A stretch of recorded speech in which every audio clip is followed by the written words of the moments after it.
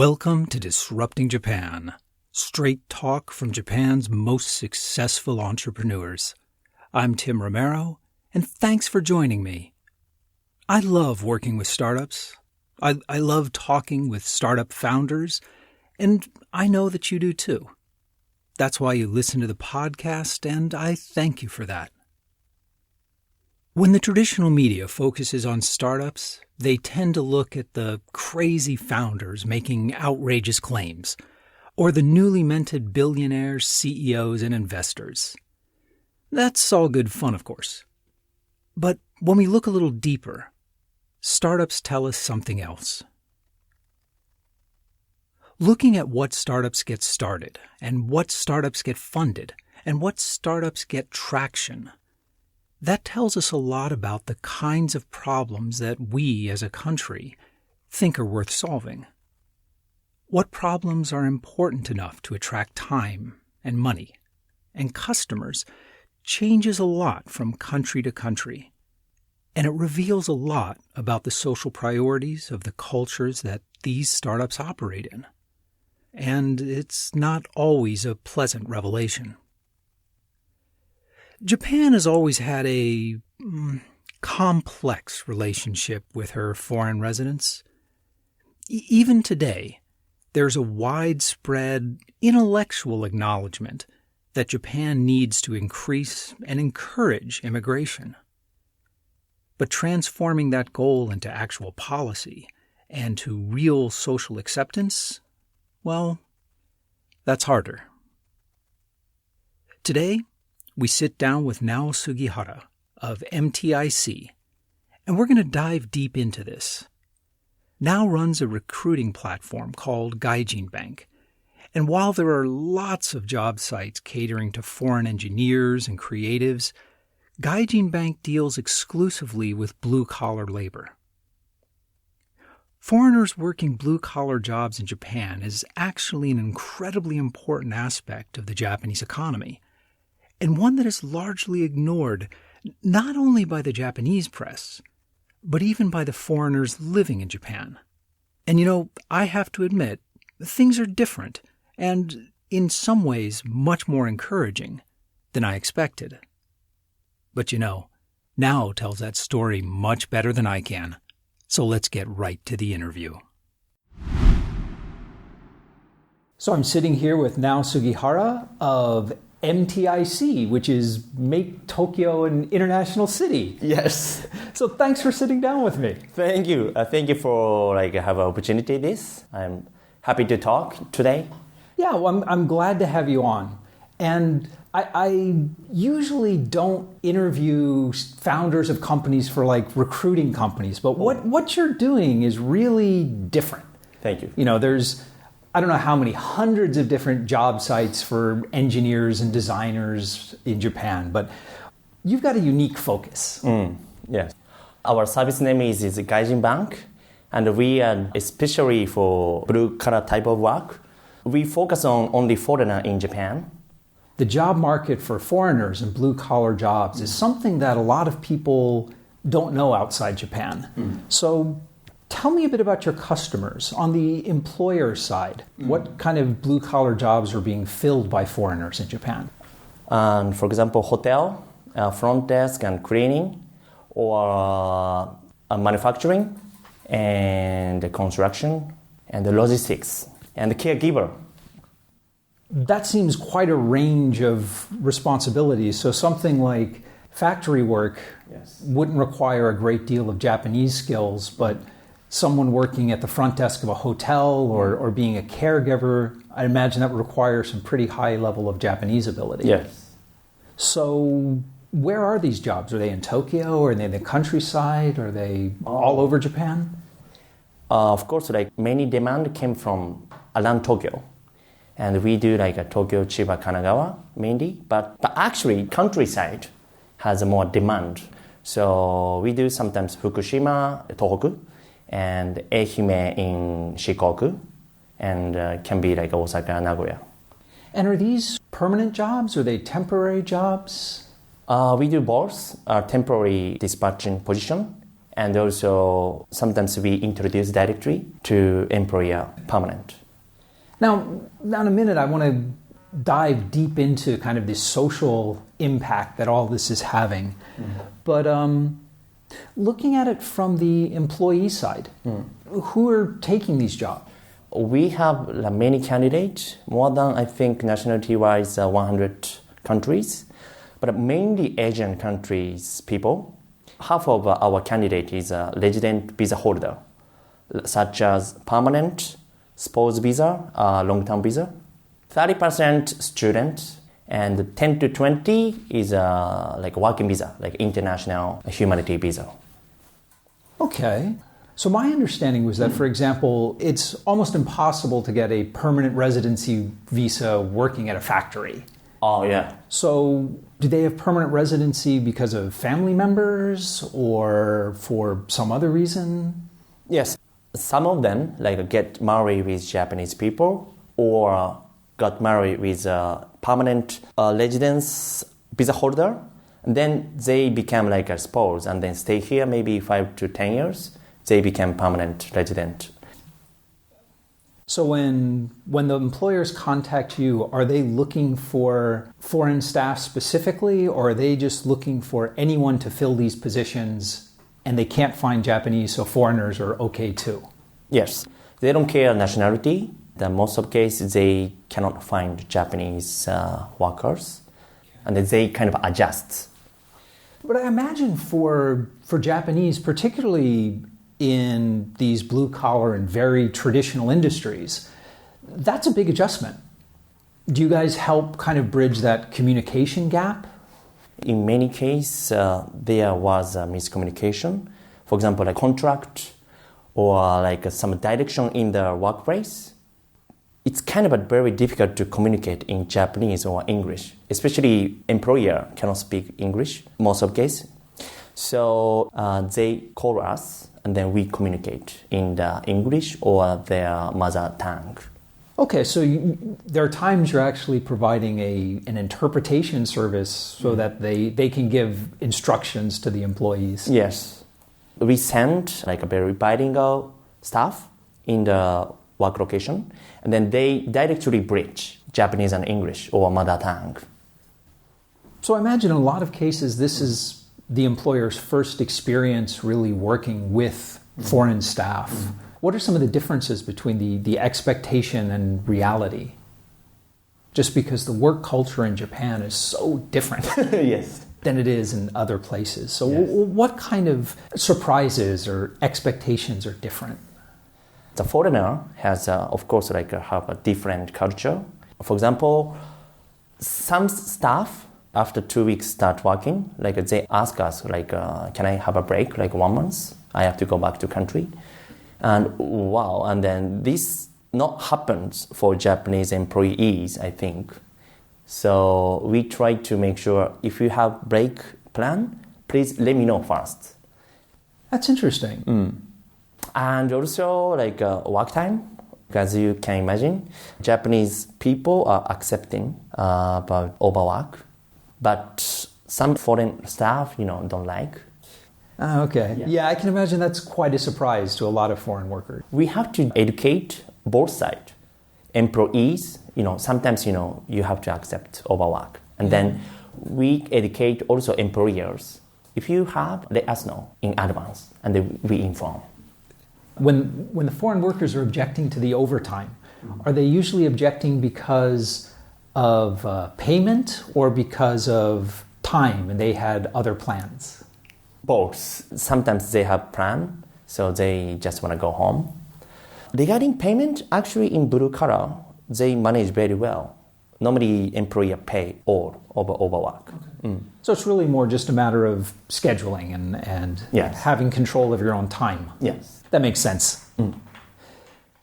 Looking at Japan as a whole and how society is changing this way, your business of placing blue-collar, or let's just say non-technical foreign staff, it seems like a really growth industry in Japan. Yes. Just a few weeks ago, maybe a month ago, the government announced the new guest worker visa program for 2019. and they're targeting 40,000 foreign workers in Japan for next year. And they announced they're hoping for 250,000 by the fifth year. Do you think those numbers are reasonable? Do you think we're going to see that many foreign workers coming into Japan? Yes, that's why I started this business.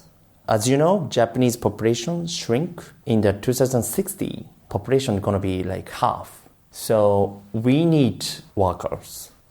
Yeah, actually, some company expects foreigner worker population, it's going to be 12 million in the 2055. So they're expecting it to make up 10 to 20% of the population. Yes.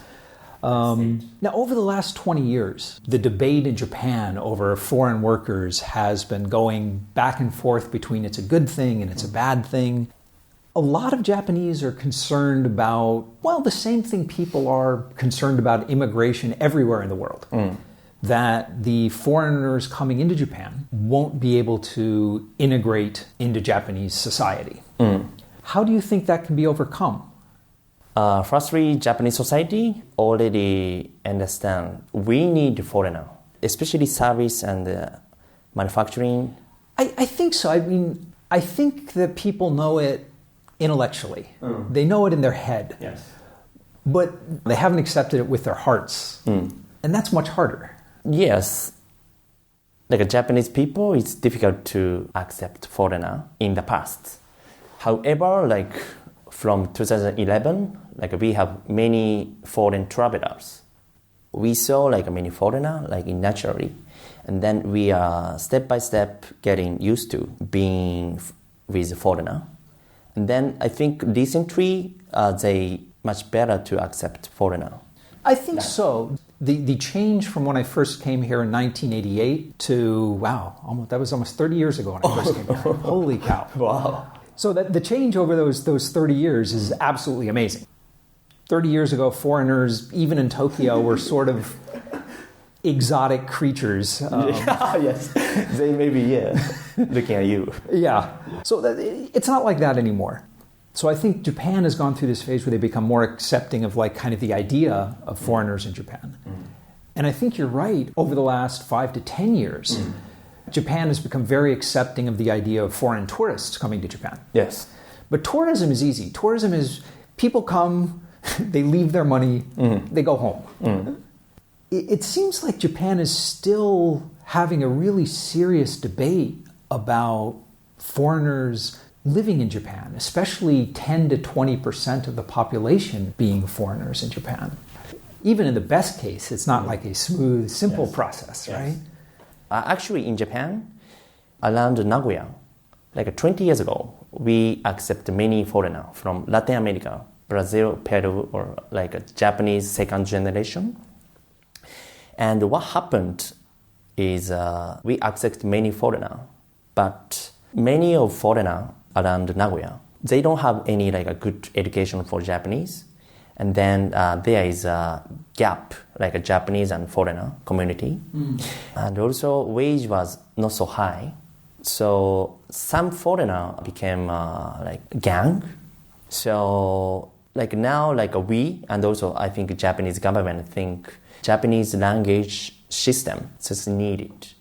Recently, many foreigners go to Japanese language school, but it's very expensive. If they go like 5 days a week, they have to pay like 80,000 yen. So we need more cheap, more convenient, maybe e-learning. Are either the national government or the local governments, are they investing in those kind of programs? Yes, Japanese government has a budget for next year, especially I think e-learning. Okay. Well, that is encouraging because Japanese is a hard language for me. I've been here over 25 years and I'm still studying. So what is the situation now in Nagoya? Like you say, 20 years ago was when they started this program, and they ran into a problem with foreigners kind of isolating themselves into their own communities and not integrating. How has Nagoya tried to fix that? I think it's time passed, and then they have family, and then they are more stable. Nowadays, Nagoya is one of the highest wage location. So like a Toyota or other car company pays a lot for salary. So yeah, I think they have like a better life. Okay. This is encouraging because I remember 10 years ago or so, the Japanese descent Brazilians who came to Japan and settled in Nagoya, and the crime rates and the problems were a big deal in the press. And people were pointing to that, saying, look, we can't bring in a lot of foreigners. But today, is this viewed as kind of a success? Yes. The last 5 years, I don't think many press didn't announce about crime rate is higher. Yeah, so far, like Japan has a success to accept foreign workers. Huh. So how many workers came in on that program? About 14万 or something? About 140,000 people? I think so. Okay. So it's a similar number of people. So hopefully they can use that as a model to make things go more smoothly. So for the different guest worker programs over the past 20 years, where Japan has been trying to bring in like non-technical workers, it's been split into two types of visas. Some are the very short-term, 1 to 3 year visas, and then it's expected the worker would go home. And most Japanese people are very supportive of that. And then there's the other, which are much longer visas with the idea that the worker could stay in Japan and settle here. And that's been much more hotly debated in Japan. Yes. So this new program, is it focused more on the short-term visa or the long-term? Long-term. So far, like we accept many trainees. Like at max, they can stay here for 5 years. But actually, industry demand to government, we need more longer because we educate staff, but they go home after 3 years or 5 years. And then this new visa will happen. At max, they can stay here like 10 years. And then with a higher scale, and then they can be permanent residency. And I mean, if they're staying for 5 years or 10 years, that's plenty of time for them to develop higher skills and to improve their Japanese ability and eventually bring their family over as well. Yes. There is two types of visa. One is a beginner. Second is a more expert. For beginner visa, they can stay at max 5 years. And then if they complete 5-year work or if they can pass the examination, they can be like a higher scale visa. And then with a higher scale visa, they can bring a family from country to here. And then at max, they can stay 10 years, which means they can be permanent residence holder. Huh.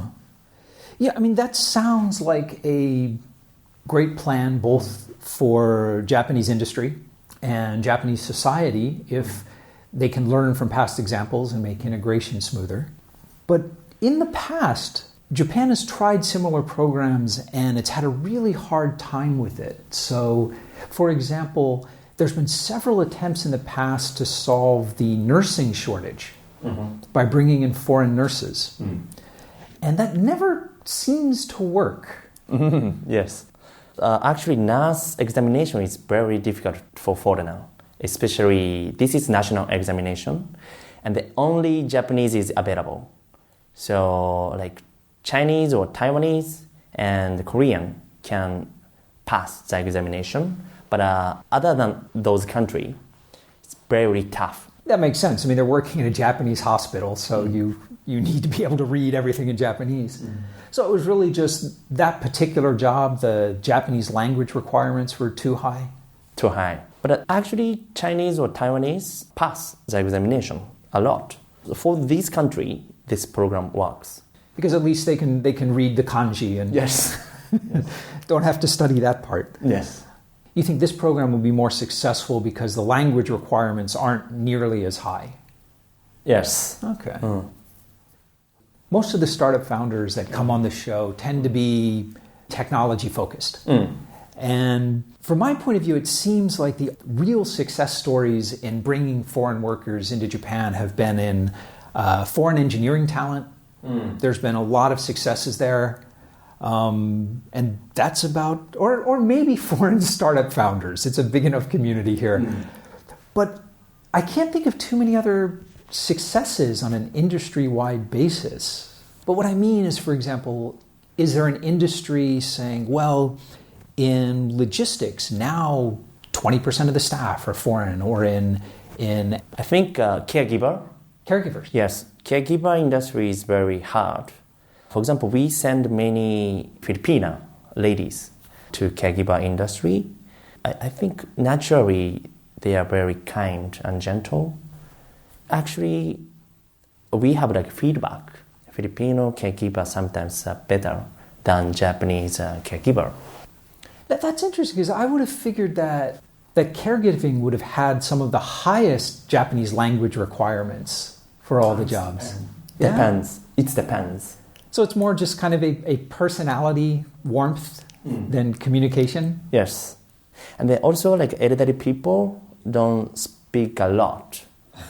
So actually some part the job require Japanese high level, but most of part they don't require high level of Japanese. You know, and I recently read that in Tokyo, at all the convenience stores, 30% of the convenience stores have foreigners working on the night shift in Tokyo. Yes. And that's a huge amount of the labor force. Yes.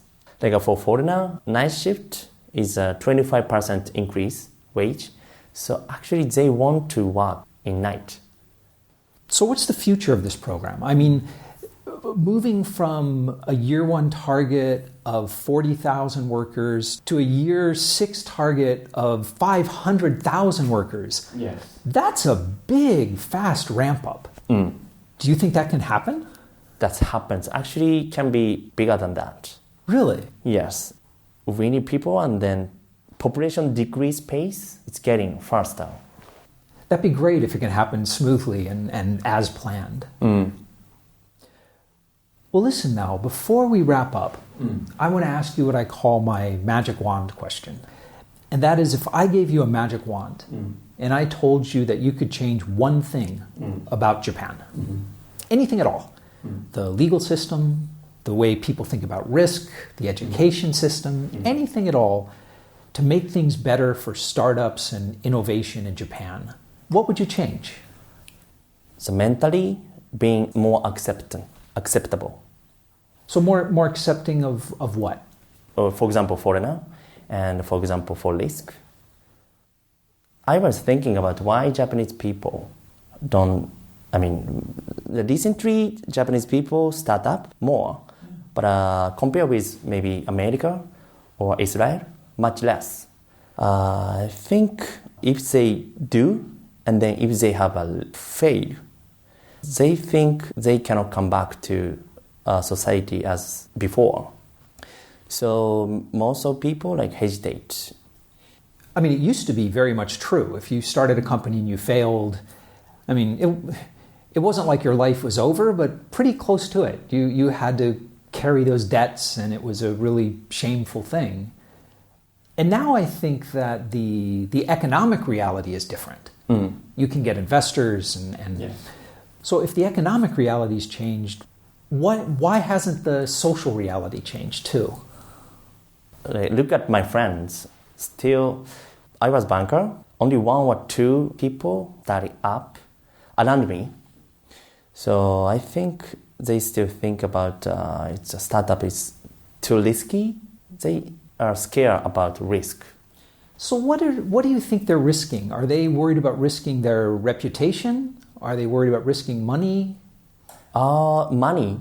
And also, if they fail, they cannot come back to salaryman with a same level of company. I think. So it's very much a career risk. Yes. And also sometimes they have family already, and the wife stopped them. I hear that a lot. That is... We call wife stop. Yeah. That is one of the biggest challenges to starting a company in Japan. Yeah. Normally they don't push. Well, yeah, actually, you went to both Keio and Hitotsubashi. Yes. And both of those schools are known for traditionally generating a lot of entrepreneurs. Oh, yes. Especially Keio, yes. Yeah. Do you think that's true? Even your friends from Keio are very risk averse and... Compared with other university, I think Keio University students more entrepreneurial. But still, regarding number, it's still too small. There are two concepts you talked about, risk aversion and accepting new things. And most people think those are very different. But actually, are you saying that they're actually related to each other? Yes. Because if, for example, big company, if they accept the kind of people, like some people have motivation to start up, and then they fail and they want to come back to like a big firm. If big company accepts the kind of people, actually very motivated, but normally they don't accept with the same pace of career. So if the big company attitudes change, I think number of entrepreneurs will increase. That's why I think acceptance is very important. We've been seeing a lot more startup founders in the last 5 or 10 years. And part of that, I think, is just because the risk is going down. But do you think people are really becoming more accepting in Japan? I hope so. I hope so. Yeah, if I have a success, I would like to spread out that kind of idea. Yes. Yeah, I hope so. Okay. Yes. Well, listen now, thank you so much for sitting down with me. I really appreciate it. Thank you. Thank you, Tim-san. And we're back. It's funny. Largely due to Donald Trump, America's immigration issues have become international news. But the immigration debate in Japan is every bit as complicated as what's happening in the U.S. But of course, the debate is much more polite in Japan. It's clear Nao is optimistic about the future of foreign workers in Japan. I mean, he's betting his whole company on it. But students of Japanese history and long-time Japan residents are probably understandably skeptical. We've been hearing about the importance of foreign workers in Japan for decades. But Japan has always been very fickle in this regard. For example, Sharp has been carefully negotiating and messaging its Japanese staff reduction for a few years. But last month, when they announced that 3,000 foreign workers were being let go mid-contract, well, the attention barely lasted a single news cycle. But I don't know. Perhaps it's my overly optimistic nature, but I really do think, it's different this time. At least in a few important ways. One of the most interesting things Nao pointed out was that the industry was lobbying the government to grant foreign workers long-term visas with rights to bring their families and a path to permanent residence. They're not looking for disposable, low-skill, short-term employees. Japanese industry now wants skilled people that they can train for the long haul. And that's good. But more important, things are already changing. The legal age of adulthood in Japan is 20 years old. And this year, 13% of all new adults in Tokyo were non-Japanese. In fact, in Shinjuku, 46% of all new adults were non-Japanese. So yeah, this is new. This is good. I think this is good. But in any event, it's different. It's a change.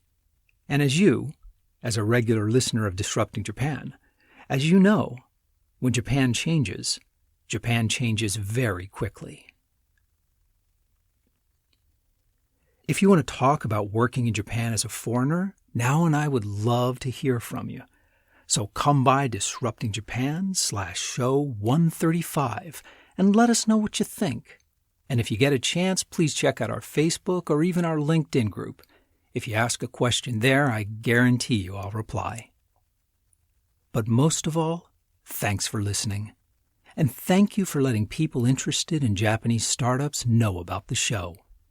I'm Tim Romero, and thanks for listening to Disrupting Japan.